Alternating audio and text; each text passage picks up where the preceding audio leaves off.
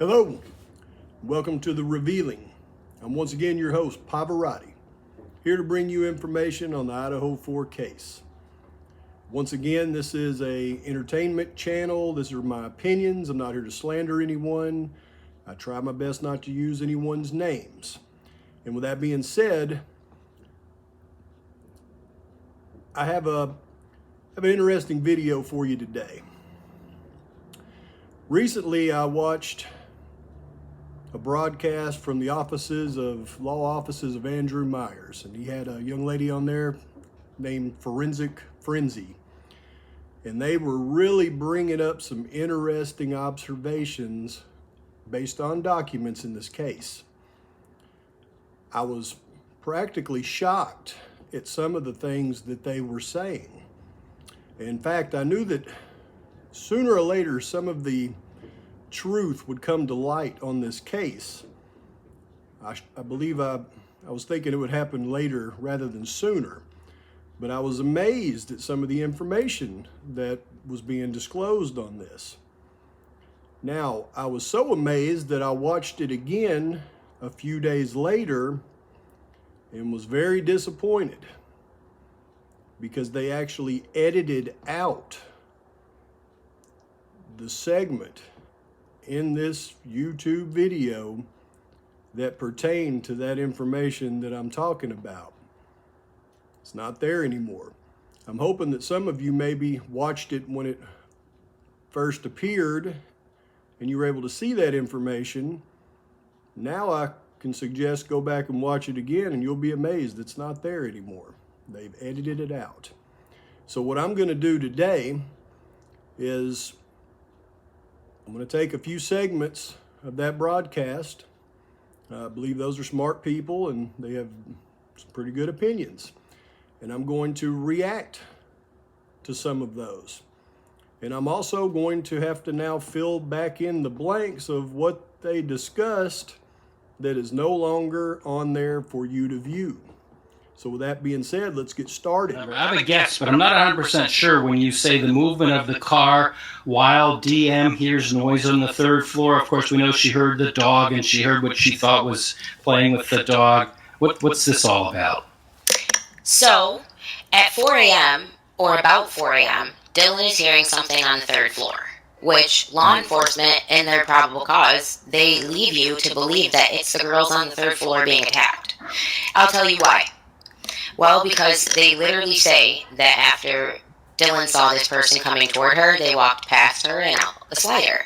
And everyone assumed, right, that they're coming from the second floor, from the direction of Ethan and Xana's room, which means that they're not upstairs afterward attacking the girls.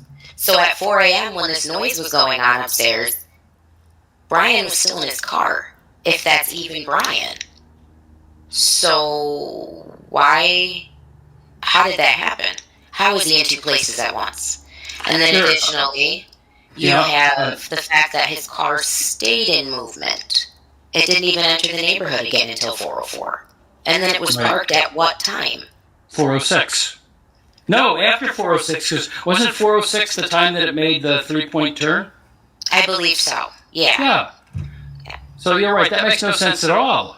Yeah, so there was someone in that house, it seems like, for quite a few minutes while Bryan was allegedly still in his car circling the house. Well, I've said it before, that whole timeline, and we did an extensive thing on the timeline at one point and drew it out on the screen.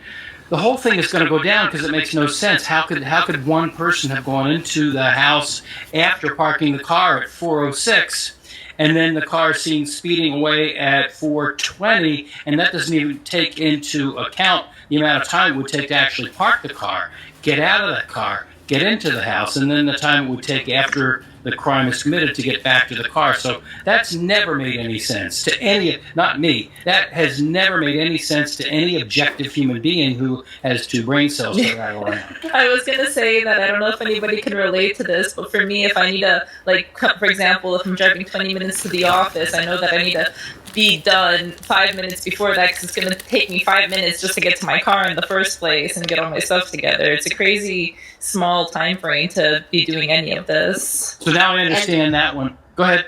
Go ahead. And then to think that, I mean, to make your time frame like even smaller, the dog starts barking and the noise from next door is at 4:17, which some of that noise they kind of almost insinuate is what Dylan's hearing in the house. It's okay, I'm going to help you, the crying and stuff.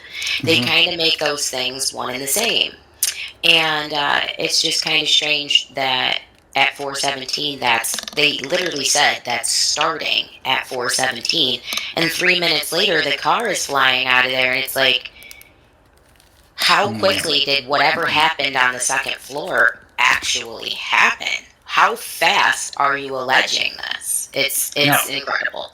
If I'm a juror, Now, for those of you who have not seen all of my videos where I go through and explain each and every aspect of this case, I highly recommend that you go back and you watch them. If you have already seen them, you may want to go back and watch them again. What you just heard in this video perfectly describes my scenario for what happened on the night of this atrocity. There were 2 assailants.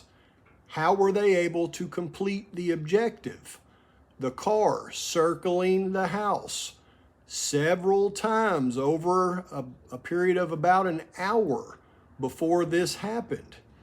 How they're able to let one of them out to go and do the real reconnaissance and get things in place before he finally parked. If you go back and watch that, and then you listen to this, you're going to really start to see that my theories that I'm putting forward are grounded in reality. And the more that comes out on this case, the more that reality is going to become clear to those of you who have actually paid attention to what I've been saying, as well as paid attention to all of the other noise out there.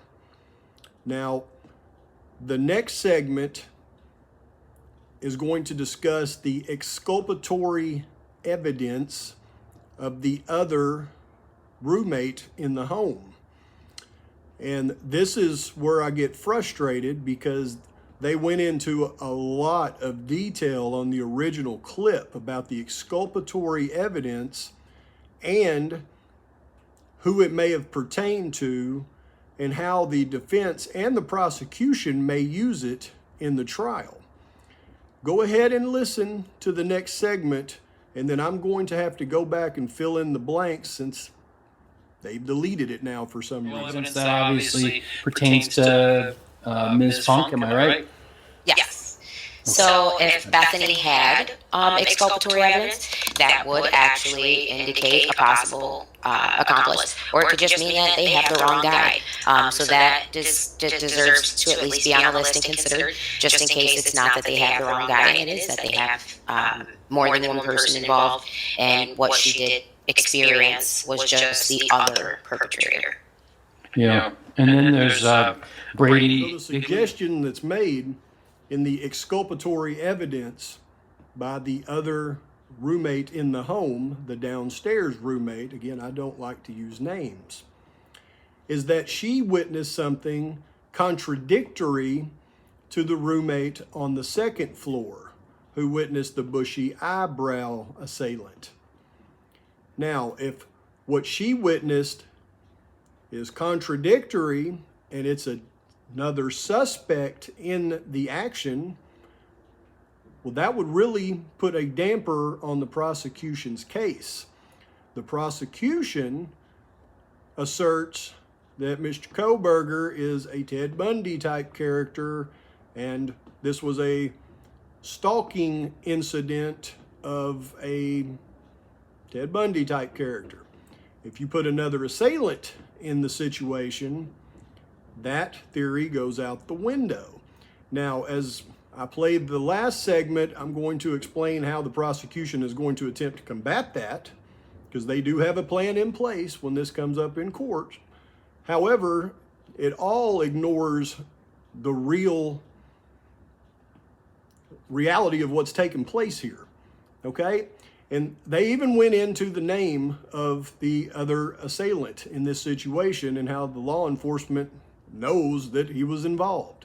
I'm not going to say his name, but I will refer to the two assailants from this point forward as BK squared, and I'll let you assume who they are based on that.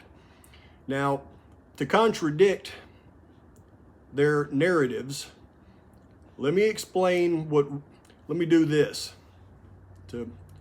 To indemnify myself, let me tell you a bedtime story, okay?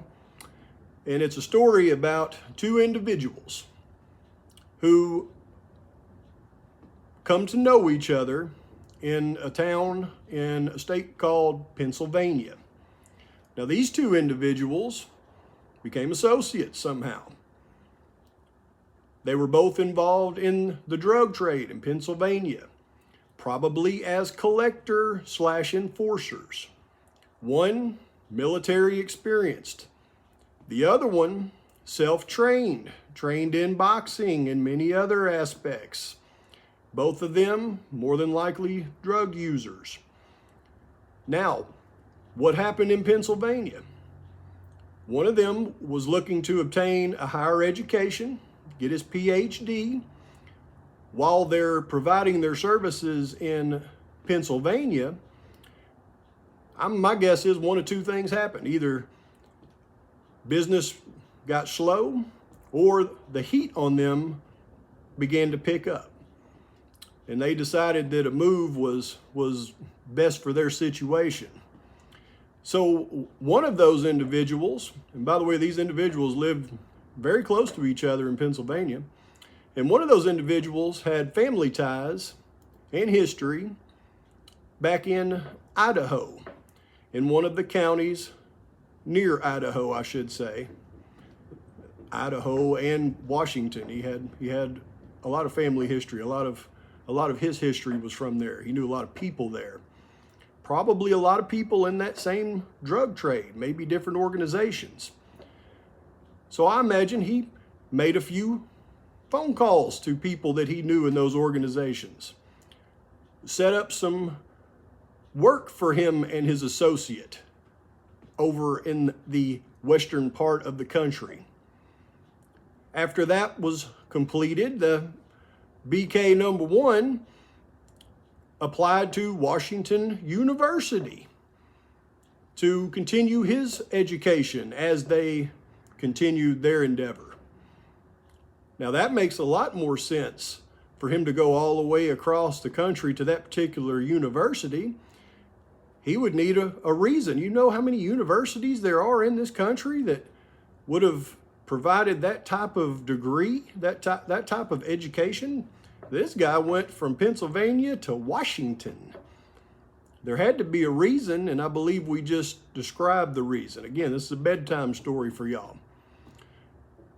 So as they got to Washington, he enrolled in school. Well, his associate got an apartment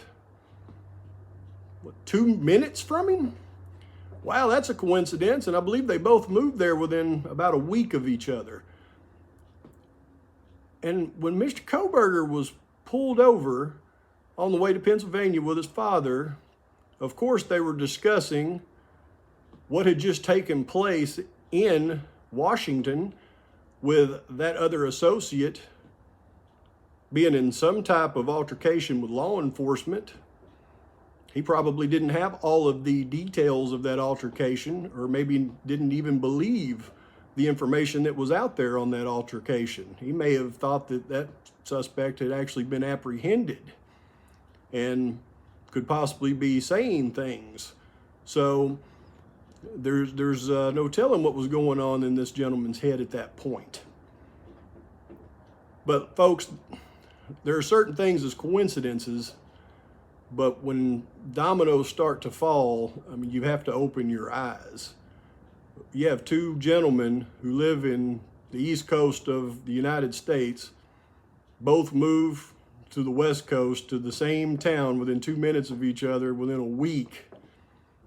And then atrocities like this happen.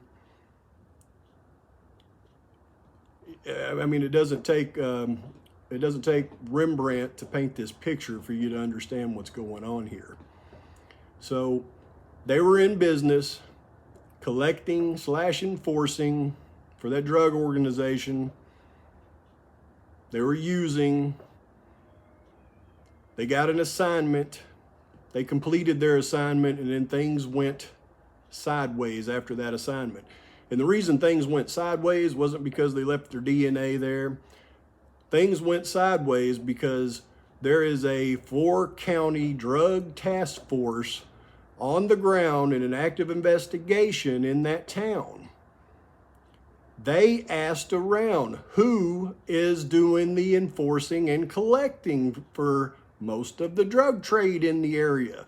They have what's called CIs in the area. These are individuals. These are people on the street. Some of them have been in trouble. They want to stay out of trouble. They pass on information to law enforcement in the form of drug task force, confidential informants. They asked around. They said, these are the 2 guys that are doing most of the enforcing, most of the collecting in the area. Once they had those 2 names, they then went to work on an investigation trying to get some evidence so that they could convict them in a court of law. But they had a big problem. The big problem that they had was they couldn't let this story get out in that manner. People could not know that there was a big drug organization that would actually eliminate witnesses and witnesses' children in that college town. Look at how many colleges are around that college. People wouldn't send their kids to those schools if they knew that. So when law enforcement and the prosecution has to prosecute this case, they have to eliminate that aspect of the case. So when you look at what's going on, it is a lot of smoke and mirrors. The smoke and mirrors, though, are who is really responsible for this atrocity. And I'm not talking about the ones that so-called pulled the trigger. I'm talking about the ones that are really responsible. That has to be kept under wraps. Those people have to be taken down by the drug task force. That's their job. And if this comes out in trial 2 years from now, then maybe it'll be okay at that point for it to come out in trial, because the drug task force can point to arrests that they've made to rectify that situation. But you can bet right now is not a time where they can do that. Now, again, I get to talking too much and I say too much. That was a bedtime story for y'all. Now, this next clip is going to discuss a Reddit survey and how the law enforcement is going to try to spin this thing. So watch that and we'll discuss And then that. where the Reddit survey was posted, it's like such a high likelihood that he may have, because it was actually posted in a Reddit forum for allegedly for ex-cons. That would make sense in his studies, and that would, I guess, make sense if he was doing what the police are insinuating that he was doing. But because he was looking for ex-cons, the respondents more than likely would have been ex-cons. And, you know, people who may have committed crimes that they didn't get caught for and stuff like that. But it was actually specifically allegedly. Okay, folks, so that Reddit survey that Mr. Kohberger put online, you're just going to have to ignore that, because that was a college student, because he is a college student as well. This guy has 2 personas. He's living 2 different lives, I assure you. But that was a research experiment for future college papers for a college student who has a degree in psychology and criminology and could be used later for experience or papers on criminal psychology. That's all that is. But the prosecution wants that information, and here's why. And this is also what was discussed in that video, the law offices of that I'm showing you here, okay? And this was discussed in detail. It's no longer on that video, and it's really upsetting me. So here is what Forensic Frenzy suggested. She suggested that during the trial, the defense would bring up the other roommate's testimony. And her testimony would suggest a second assailant. Now, a second assailant for the defense would totally annihilate the prosecution's so-called motive for the case. And I don't care what anybody says, without a motive for a case, the other evidence is hard for a jury to swallow. there has to be a reason why somebody did something. And if their motive is he is a Ted Bundy type character, a second assailant destroys that motive. So the prosecution, their preparedness for this situation, instead of just using the truth, well, here's what happened, and this whole town's really just a big drug town. Instead, they have to stick with their story because they're protecting the reputation of the university and the area and everybody that's involved in it. So they have to be ready to combat that with something that aligns with their narrative.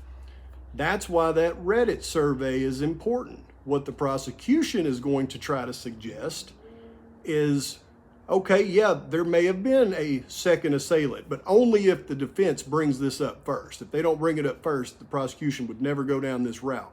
But if the defense brings it up first and a second assailant is identified through that young lady's testimony, then the prosecution will be ready with the Reddit survey. Here's what happened. He did this survey in Pennsylvania. He found this other guy, the other BK. They planned this thing together. They moved to Pennsylvania together. Look, here's all the records for that. They sought out these young ladies together and they committed the atrocity together because they're both just a couple of Bianchi and Buonos or something. That's going to be their preparedness, their readiness for when that comes up in court. But folks, we all know the real scenario. And if this is the first time you've watched my videos, or if you've only watched a few of them, I highly suggest go back and watch them all, because I will lay out every aspect of what has happened here in this case. And while you may watch it and you may think it's far-fetched, or that I haven't done my research, or that I'm just wrong, I assure you, if you watch it with open eyes and an open mind, and then you start to really pay attention to what's going to be coming out in the future, you're probably going to be shocked how accurate I am in this. With that being said, I'll continue to bring you information as I get it and continue to educate you on what I think. Once again, my name is Pavarotti. Thank you for your comments. Go ahead and like and subscribe to this thing, because I've got some really big stuff coming out here soon, but it's not on this case. And when I do, it's going to be shocking, I assure you. I'll talk about that more later. Pavarotti out.